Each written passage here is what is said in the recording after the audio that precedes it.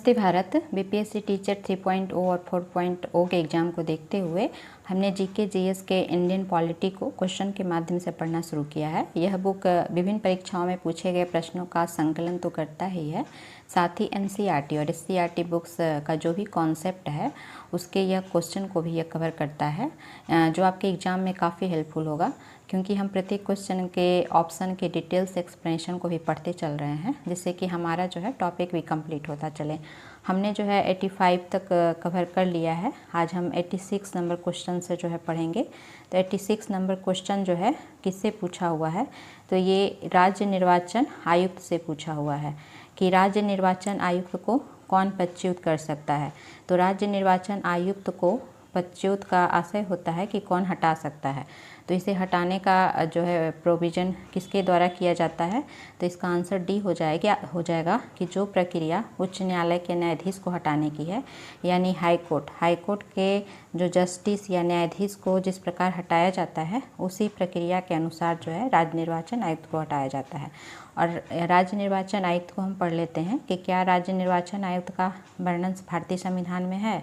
तो हाँ, भारतीय संविधान का जो अनुच्छेद जो है 243 के है, 243 के, इसमें जो है राज्य निर्वाचन आयुक्त का प्रावधान किया गया है कि राज्य निर्वाचन आयुक्त की नियुक्ति राज्यपाल के द्वारा की जाएगी। और ये आर्टिकल 243 के अगर आप लोग को याद हो तो किससे संबंधित है, तो ये पंचायत से संबंधित है। पंचायत से संबंधित है। और पंचायत में कुल कितने विषय हैं, पंचायत में कुल कितने विषय हैं, 29 विषय हैं। उसी 29 विषय में से एक विषय है राज्य निर्वाचन आयुक्त का प्रावधान किया जाना। तो ये पंचायत कब जोड़ा गया है, आप ये भी याद रखेंगे कि मूल संविधान में पंचायत नहीं था। इसे 73वें संविधान संशोधन 1993 के द्वारा, ये भी बीपीएससी का फेवरेट क्वेश्चन है पंचायत। तो 73वें संविधान संशोधन 1993 के द्वारा जो है पंचायत को जोड़ा गया है। और पंचायत भारतीय संविधान के अगर पूछे किस भाग में है, भारतीय संविधान में कुल कितने भाग हैं, मूल तो 22 भाग हैं। तो इस 22 भाग में से संविधान जो पंचायत है वो किस भाग में है, तो भाग 9 के क में जो है, 9 के क में क्या है, पंचायत है। भाग 9 के क में पंचायत है और 9 का ख में नगर पालिका है। अगर हम अनुसूची जानना चाहें तो अनुसूची भारतीय संविधान में कुल कितनी अनुसूची हैं, 12 अनुसूची हैं। तो उस 12 अनुसूची में से जो अनुसूची 11 है, अनुसूची 11 में क्या है, पंचायत है। और अनुसूची 12 में क्या है, नगर पालिका है। पंचायत को जोड़ा गया है 73वें संविधान संशोधन 1993 के द्वारा। वहीं नगर पालिका को कब जोड़ा गया है, नगर पालिका को जो है 74वें संविधान संशोधन 1993 के द्वारा। नगर पालिका कब जोड़ा गया है, 74वें संविधान संशोधन 1993 के द्वारा ही नगर पालिका को जोड़ा गया है। संविधान के भाग जो है भाग 9 के ख और अनुसूची 12 में जोड़ा गया है। तो इस तरह से हमने जो है एक ओवरव्यू देख लिया कि पंचायत कहाँ है। वहीं हम अखिल भारतीय संस्था इलेक्शन कमीशन ऑफ इंडिया को देखें तो उसका वर्णन कहाँ है, तो उसका वर्णन जो है भारतीय संविधान के अनुच्छेद कितना में है, अनुच्छेद 324 में जो है इलेक्शन कमीशन ऑफ इंडिया का वर्णन है। जो अभी चुनाव हो रहा है, जितना इलेक्शन हो रहा है, जो संसद के लिए जो इलेक्शन करवाया जा रहा है लोकसभा चुनाव के लिए, तो वो इलेक्शन कराने का काम कौन करती है, इलेक्शन कमीशन ऑफ इंडिया करती है। और इसका वर्णन कहाँ है, संविधान के अनुच्छेद 324 में है। और ये किसका इलेक्शन करवाती है, इलेक्शन कमीशन ऑफ इंडिया। तो ये जो है एक तरह से जो है संसद का करवाती है, संसद का, फिर जो है राज्य विधानमंडल का करवाती है, राज्य विधानमंडल का कराती है, और किसका कराती है, राष्ट्रपति का और उपराष्ट्रपति का, प्रेसिडेंट का और जो है वाइस प्रेसिडेंट का जो है ये इलेक्शन करवाती है इलेक्शन कमीशन ऑफ इंडिया। इसीलिए इलेक्शन कमीशन ऑफ इंडिया को जो है क्या कहा जाता है, अखिल भारतीय संस्था कहा जाता है, क्योंकि ये केंद्र और राज्य जो है दोनों का इलेक्शन करवाती है। वहीं इलेक्शन कमीशन ऑफ इंडिया के बारे में हम एक कुछ फैक्चुअल पॉइंट देखें तो आर्टिकल 324 से लेकर 329 तक इलेक्शन कमीशन ऑफ इंडिया का वर्णन है, 324 से 329 तक। और इसका गठन कब किया गया है, तो 25 जनवरी 1950 को किया गया है। चूँकि इसका वर्णन संविधान में है, इसलिए एक इलेक्शन कमीशन ऑफ इंडिया जो है स्थायी संवैधानिक निकाय है। और इलेक्शन कमीशन ऑफ इंडिया की नियुक्ति किसके द्वारा की जाती है? राष्ट्रपति के द्वारा। और इनका कार्यकाल कितना होता है? तो 6 वर्ष या 65 वर्ष, जो भी पहले हो वो जो है मुख्य निर्वाचन आयुक्त का जो है कार्यकाल होता है। वहीं अन्य निर्वाचन आयुक्त पूछेगा तो उसका क्या हो जाएगा? 6 वर्ष या 62 वर्ष। तो ये थोड़ा सा डिफरेंस आप याद रखेंगे। और 1993 से जो है इलेक्शन कमीशन ऑफ इंडिया 3 सदस्यीय निकाय है, यानी कि एक मुख्य निर्वाचन आयुक्त होते हैं और 2 अन्य निर्वाचन आयुक्त होते हैं। इस तरह से 3 सदस्यीय इलेक्शन कमीशन ऑफ इंडिया जो है काम करती है। वहीं वर्तमान में हम देखें 3 सदस्य कौन कौन हैं, तो मुख्य निर्वाचन आयुक्त राजीव कुमार हैं और 2 जो अन्य हैं वो ज्ञानेश कुमार और सुखवीर सिंह संधू हैं। और वहीं बिहार के हम देखें मुख्य निर्वाचन आयुक्त कौन है, तो HR श्रीनिवास हैं। चूँकि भी इलेक्शन का समय है तो हो सकता है इलेक्शन कमीशन ऑफ इंडिया से थोड़ा डिटेल में क्वेश्चन पूछे या फिर करंट अफेयर्स ओरिएंटेड क्वेश्चन पूछे, तो हमने जो है दोनों चीज़ों को जो है कवर कर लिया है। चलिए हम नेक्स्ट क्वेश्चन पे आते हैं। नेक्स्ट क्वेश्चन किन के बारे में पूछ रहा है, तो राष्ट्रपति के कार्यकाल से संबंधित एक क्वेश्चन कि निम्न में राष्ट्रपति के कार्यकाल से संबंधित कौन सा क्रम जो है सही है, यानी किनका कार्यकाल किनके बाद आया है, सीक्वेंस बिठाना है। तो इसका आंसर डी हो जाएगा कि फखरुद्दीन अली अहमद पहले राष्ट्रपति बने हैं, फिर ज्ञानी जैल सिंह, R वेंकटरमन, फिर शंकर दयाल शर्मा। तो अभी तक कुल कितने राष्ट्रपति रहे हैं उन्हें हम थोड़ा देख लेते हैं। तो सबसे पहले भारत के राष्ट्रपति जो है स्वतंत्रता के उपरांत कौन बने हैं, तो राजेंद्र प्रसाद बने हैं, जो कि 1950 से लेके कब तक रहे हैं, 62 तक रहे हैं। 50 से 62 तक राजेंद्र प्रसाद जो है भारत के पहले राष्ट्रपति रहे हैं। फिर एस राधाकृष्णन रहे हैं, फिर जो है जाकिर हुसैन रहे हैं, फिर बीवी गिरी रहे हैं, फिर यही फखरुद्दीन अली अहमद जो ऑप्शन में दिया हुआ है। उनके बाद जो है नीलम संजीव रेड्डी रहे हैं।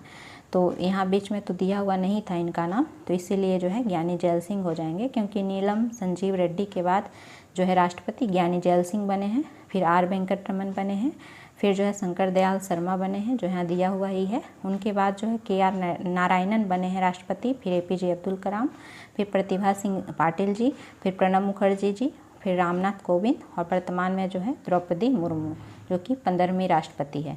वहीं 3 कार्यवाहक राष्ट्रपति भी रहे। ये तो इनका जो कार्यकाल था ये तो लगातार जो भी इनका कार्यकाल था, लेकिन 3 कार्यवाहक राष्ट्रपति रहे हैं, आप उन्हें भी याद रखेंगे। 3 कार्यवाहक राष्ट्रपति कौन कौन रहे हैं, तो एक बीबी गिरी रहे हैं, बीबी गिरी, उनका कार्यकाल जो है 1969 में रहा है कुछ समय के लिए। एक रहे हैं न्यायमूर्ति M हिदायतुल्लाह, इनका भी कार्यकाल कुछ समय के लिए 1969 में ही रहा है। तीसरे कार्यवाहक राष्ट्रपति रहे हैं BD जत्ती, इनका कार्यकाल जो है 1977 में कुछ समय के लिए रहा है।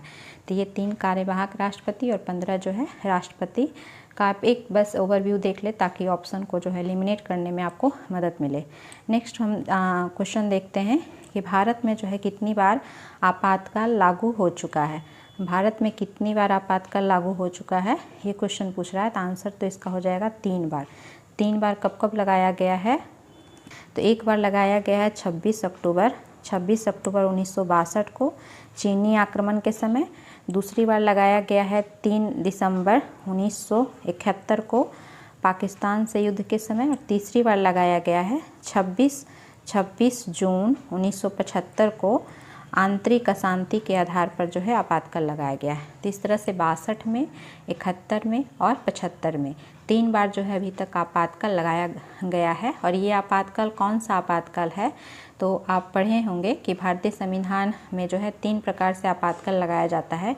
एक जो है संविधान के अनुच्छेद 352 के अनुसार राष्ट्रीय आपातकाल, दूसरा जो है आर्टिकल 356 के अनुसार राष्ट्रपति शासन जो कि राज्यों में लगाया जाता है, और तीसरा आर्टिकल 360 के अनुसार जो है वित्तीय आपातकाल, जिसमें से कि जो है राष्ट्रीय आपातकाल जो यहाँ पर क्वेश्चन पूछा है 3 बार लगाया गया है, जो भी हमने पढ़ा।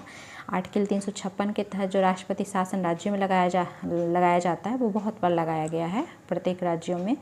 और वहीं जो है आर्टिकल 300 प्रत्येक नहीं कहेंगे, बहुत सारे मैक्सिमम राज्यों में।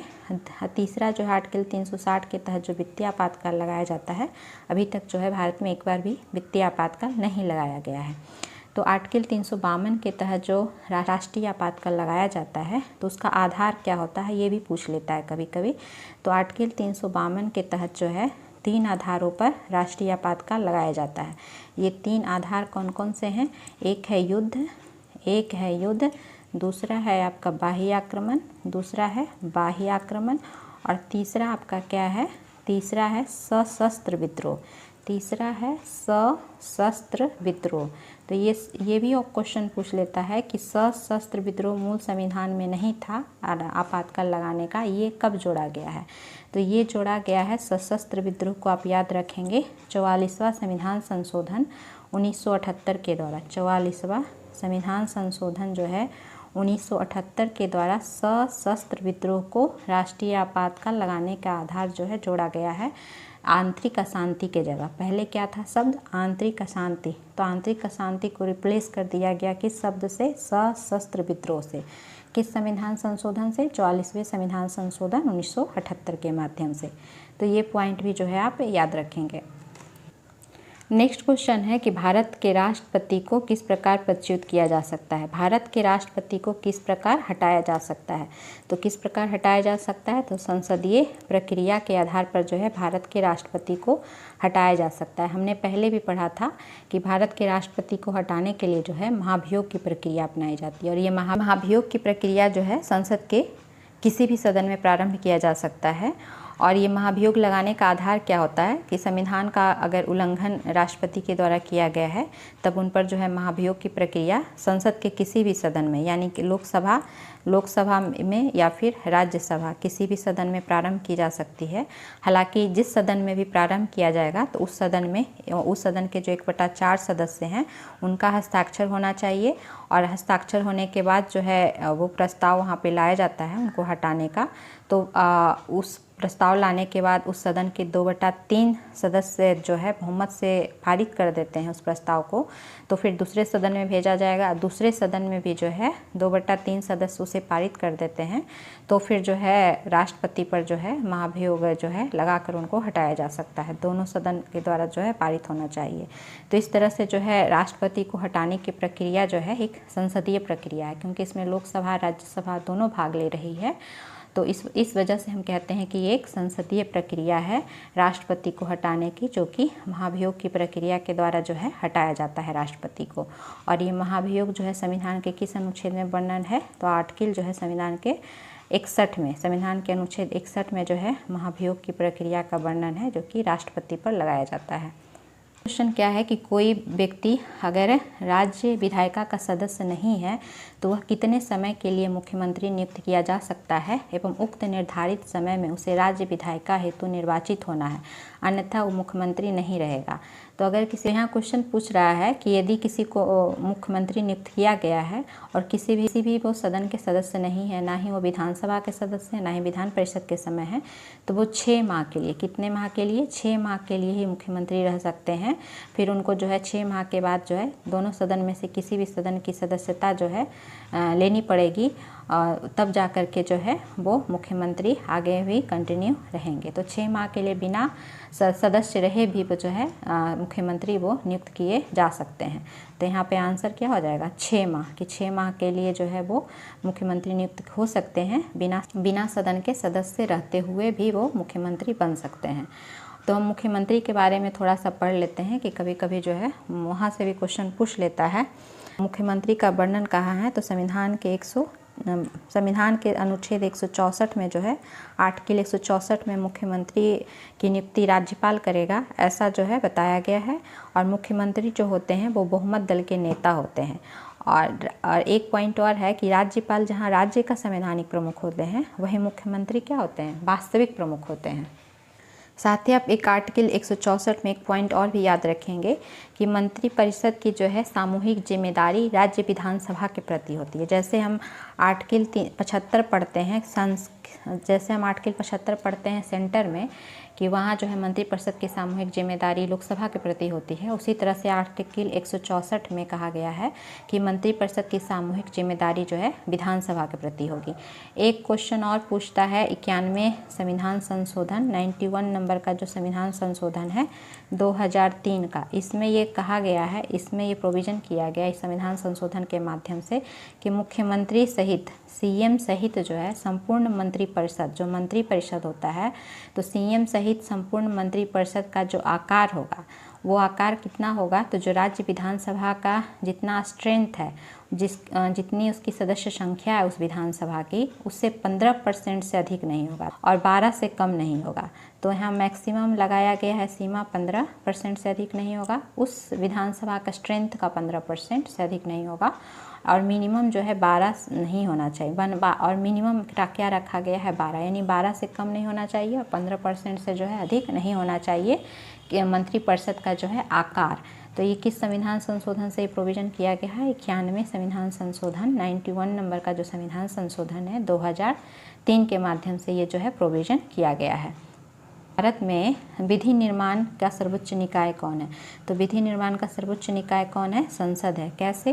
क्योंकि यहाँ जो भी कानून बनाया जाता है तो वो कानून बनाने का प्रक्रिया जो है, विधि निर्माण का प्रक्रिया कहाँ प्रारंभ की जाती है? संसद में।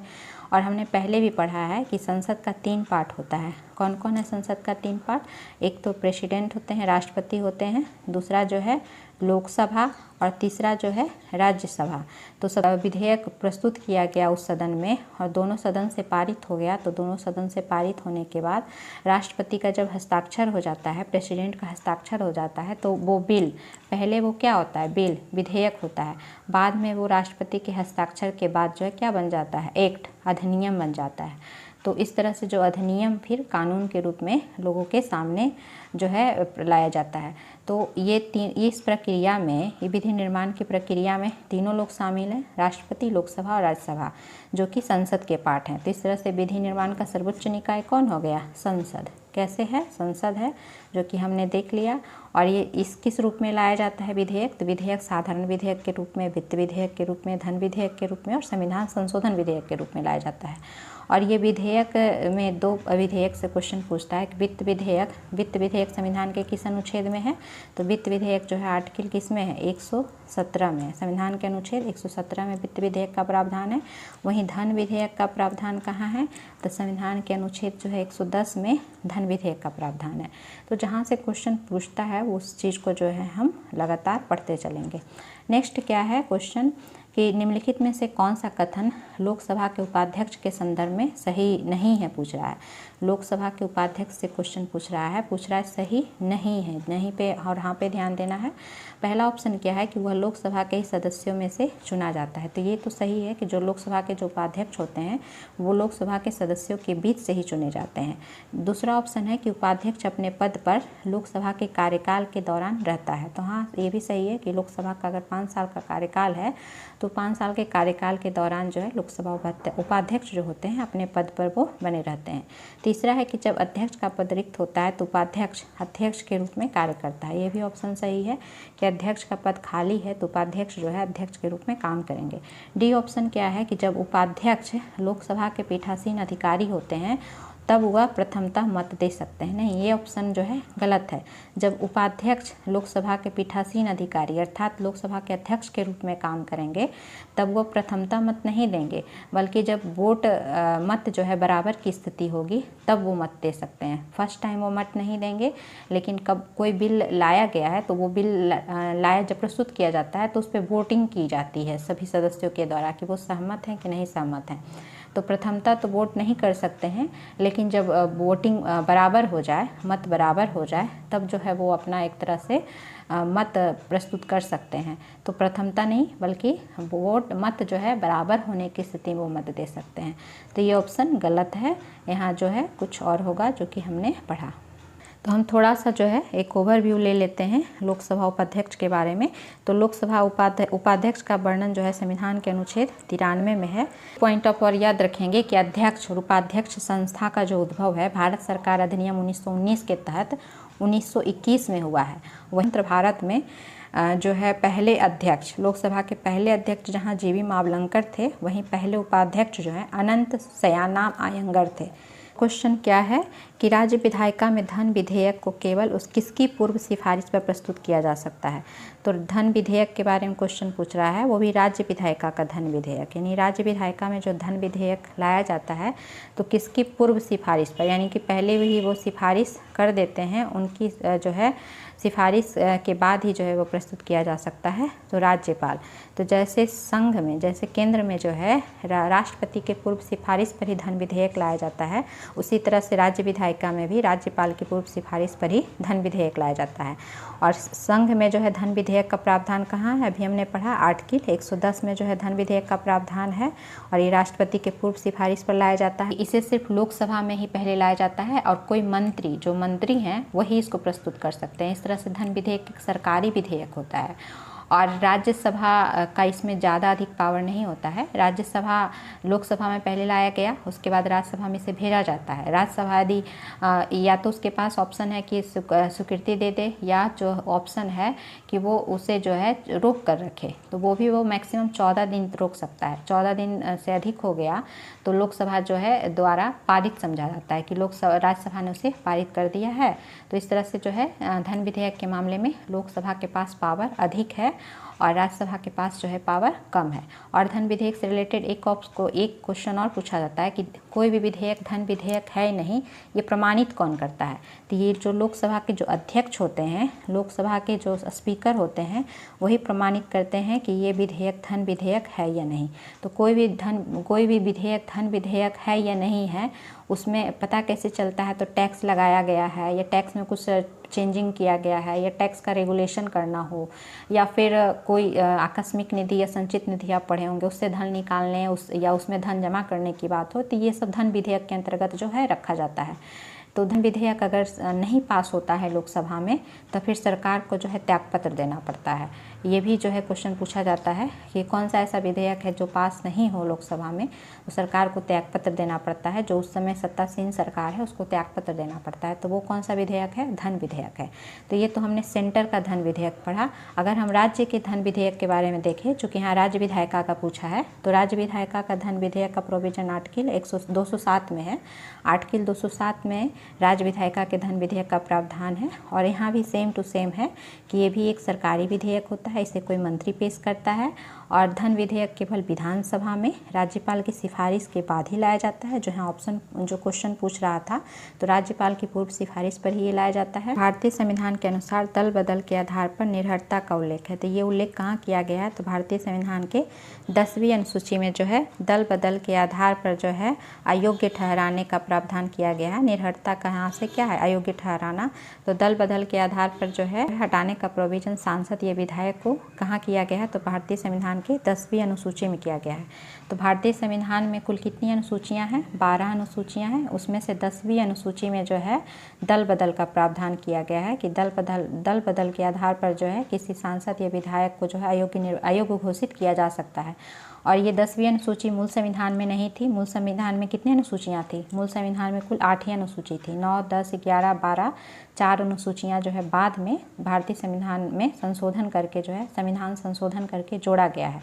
तो ये 10वीं अनुसूची कब जोड़ा गया है, तो 10वीं अनुसूची जो है जोड़ा गया है 52 नंबर का जो संविधान संशोधन है, 52 नंबर का संविधान संशोधन जो कि 1985 में किया गया है। 1985 में किया गया है, तब इसको जोड़ा गया है 10वीं अनुसूची को। तो ये भी क्वेश्चन पूछता है, तो कौन सा संविधान संशोधन है, तो 52वां संविधान संशोधन 1985 के माध्यम से 10वीं अनुसूची को जोड़ा गया है। तो ऐसे याद रखिएगा आप कि 5 दूना 10 करके 10वीं अनुसूची जोड़ा गया है। ये 52 है ना, 52।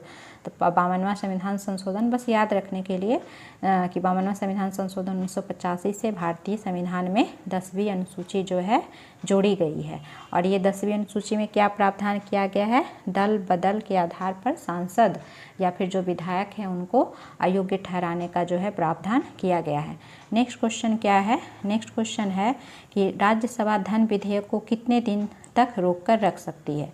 धन विधेयक से देखिए फिर क्वेश्चन पूछ दिया, तो धन विधेयक को कितने दिनों के लिए राज्यसभा रोक सकती है, तो अभी हमने पढ़ा था पहले कि 14 दिन तक वो रोक सकती है।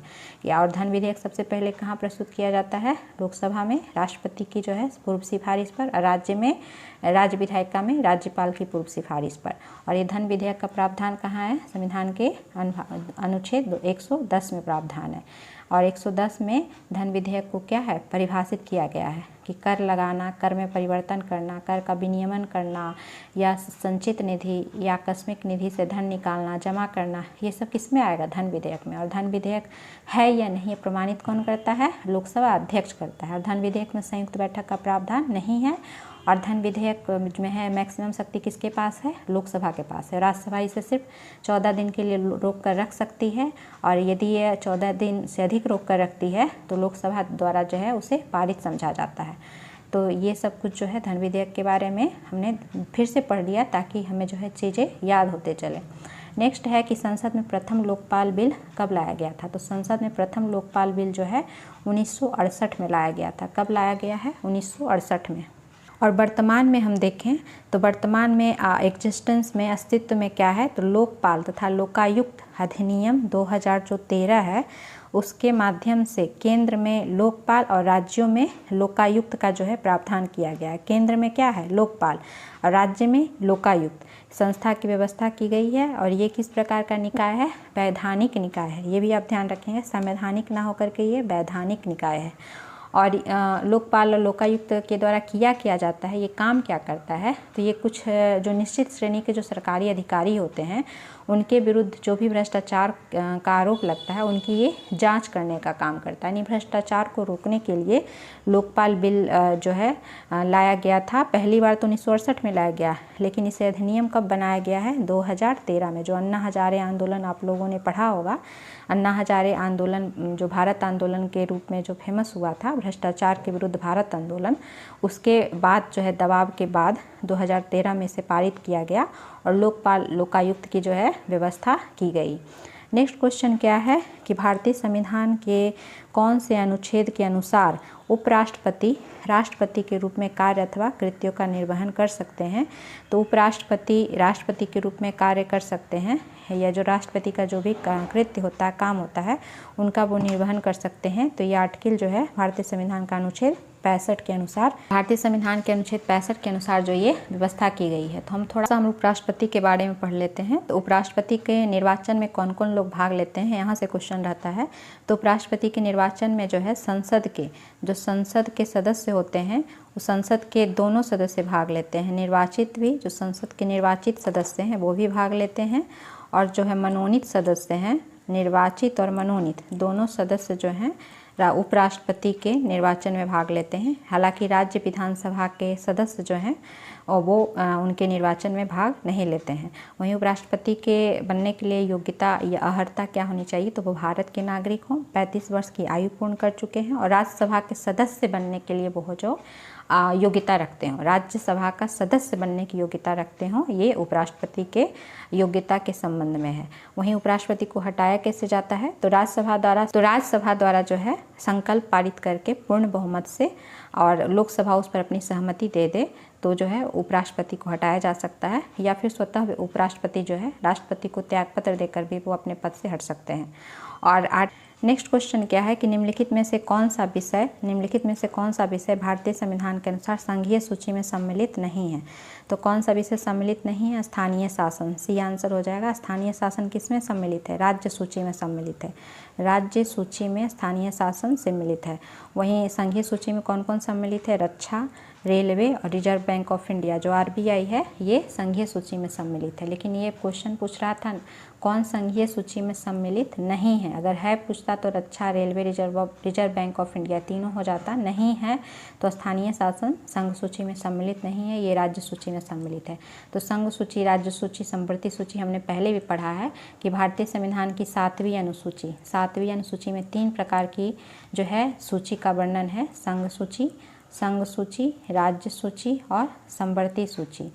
कहाँ वर्णन है, भारतीय संविधान की 7वीं अनुसूची में। जो 12 कुल अनुसूचियाँ हैं उसमें 7वीं अनुसूची में 3 सूची का वर्णन है। संघ सूची में वर्तमान में कितने विषय हैं, 100 विषय। राज्य सूची में कितने विषय हैं वर्तमान में, तो 61 विषय। वहीं संवृत्ति सूची में कितने विषय हैं, तो संवृत्ति में कितने हैं, 52 विषय हैं।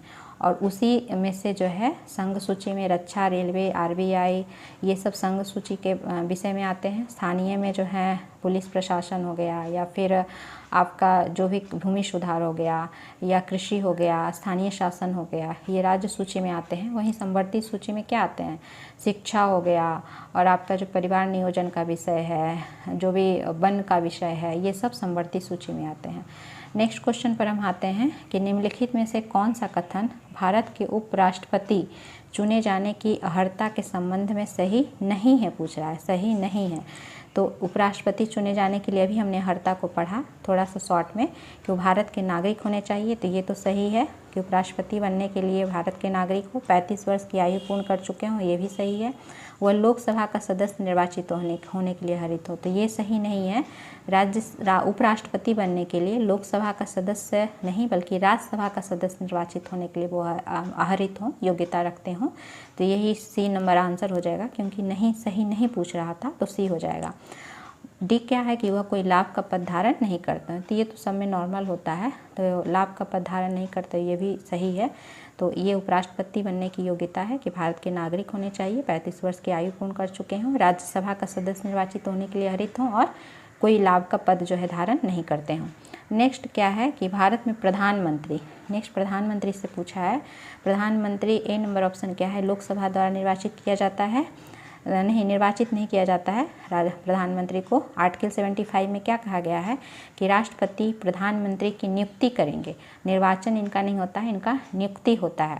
और नियुक्ति जो है और किस रूप में नियुक्ति होता है प्रधानमंत्री की, तो लोकसभा में जो बहुमत प्राप्त दल के नेता होते हैं उस बहुमत प्राप्त दल के नेता को जो है राष्ट्रपति प्रधानमंत्री के रूप में नियुक्त करते हैं। ये कहाँ कहा गया है, आर्टिकल 75 में कहा गया है। निर्वाचन और नियुक्ति में जो है अंतर है, जैसे राष्ट्रपति उपराष्ट्रपति का निर्वाचन होता है कि उसमें संसद के सदस्य भाग लेते हैं, लेकिन प्रधानमंत्री का निर्वाचन नहीं होता है, प्रधानमंत्री की नियुक्ति होती है। बहुमत जो प्राप्त दल के नेता होते हैं लोकसभा में उस रूप में जो है प्रधानमंत्री की नियुक्ति होती है आर्टिकल 75 के अनुसार। तो ए नंबर ऑप्शन तो गलत है। सेकंड क्या है ऑप्शन कि राष्ट्रपति द्वारा निर्वाचित किया जाता है, नहीं राष्ट्रपति द्वारा निर्वाचित नहीं किया जाता है, नियुक्त किया जाता है, ये भी गलत हो गया। सी नंबर ऑप्शन क्या है कि राष्ट्रपति द्वारा नियुक्त किया जाता है, तो हाँ ये सही है, क्योंकि राष्ट्रपति द्वारा प्रधानमंत्री की नियुक्ति की जाती है आर्टिकल 75 के अनुसार। डी है कि लोकसभा में बहुमत दल द्वारा मनोनीत किया जाता है, नहीं लोकसभा में बहुमत दल द्वारा जो है एक तरह से इनको मनोनीत नहीं किया जाता है, बहुमत दल के नेता के रूप में राष्ट्रपति द्वारा नियुक्त किया जाता है। तो डी नंबर भी ऑप्शन क्या है, गलत है। हालांकि ये लोकसभा में बहुमत दल के नेता होते हैं, बट इनको मनोनीत नहीं किया जाता है, इनको नियुक्त किया जाता है, वो भी राष्ट्रपति के द्वारा। तो इस तरह से हमने जो है अभी 100 नंबर क्वेश्चन तक पढ़ा। आगे के क्वेश्चन को हम अगली वीडियो में पढ़ेंगे। अगर हमारा यह प्रयास आपको पसंद आ रहा हो तो आप हमारे इस यूट्यूब चैनल को लाइक शेयर और सब्सक्राइब करें। फिर मिलते हैं, धन्यवाद।